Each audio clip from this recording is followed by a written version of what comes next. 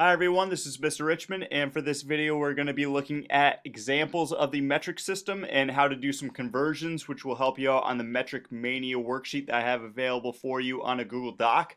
So first of all, we often refer to the metric system as the SI system, or System International, international system, because it is universally accepted. It's very common to see types of measurements using the metric system outside of the United States. It's also based off the number 10, which is nice because you can just swing the decimal point one way or the other if you're multiplying or dividing by a multiple of 10. And because of that, conversions can be done very easily. I'm going to get into some examples later on. I'm going to breeze through these notes. These PowerPoint slides are available to you online, so if you want to go back and review them, you can certainly do that on your own time. So length is our first example of a type of metric unit or type of measurement. And often you're going to see the base unit of length, or the distance between 2 points, is going to be the meter. We know it's the base unit of length because we do not see any prefix. So if you don't see a prefix, for example, milli, centi, kilo, you know that it is the type of measurement's base unit. So meter is going to be the base unit for length. So mass we use a triple beam balance for, which I have an image for you on the right side of the screen. Its base unit is going to be the gram. And what mass is the amount of matter in an object. That's different than weight. Weight takes into account gravitational pull. Mass does not. Mass remains constant regardless of where it is in our universe. A couple other examples of types of measurement. We got temperature. Its unit of measurement or symbol is Kelvin or K. Time is seconds. Volume is the amount of space something takes up. Its unit of measurement or base unit is going to be liters or capital L. You probably measure volume a lot in math using length times width times height, which you will use a unit of measurement centimeter cubed, which is also the equivalent of 1 milliliter, which a graduated cylinder, if we were in the lab trying to measure the amount of volume, we would use a graduated cylinder, which also derives a milliliter. So this is the equivalent. 1 milliliter, or one of these little hash marks, is the equivalent to 1 centimeter cubed.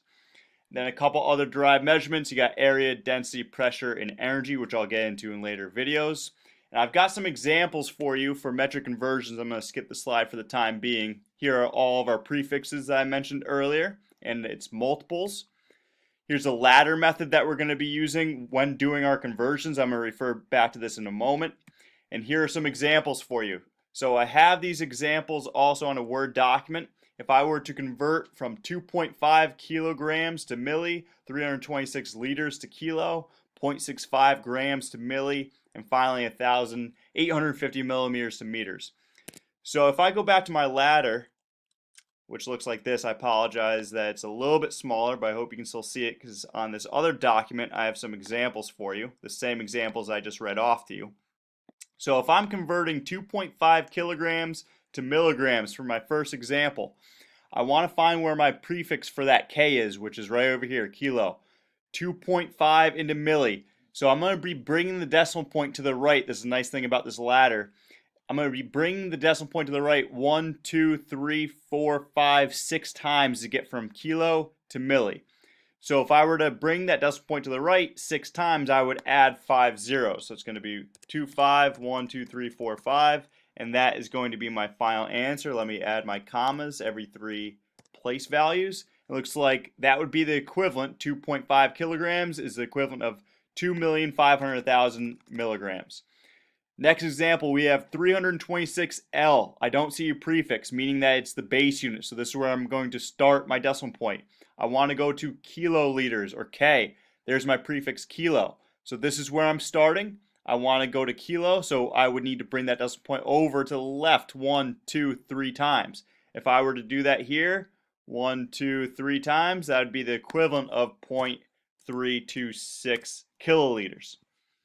Next example, we have 0.65 grams. Again, no prefix. It's just the unit of measurement. It's a base unit gram, the base unit for mass. So I'm going to start here where it says base. I'm going to convert to milligrams. Lowercase m is milli.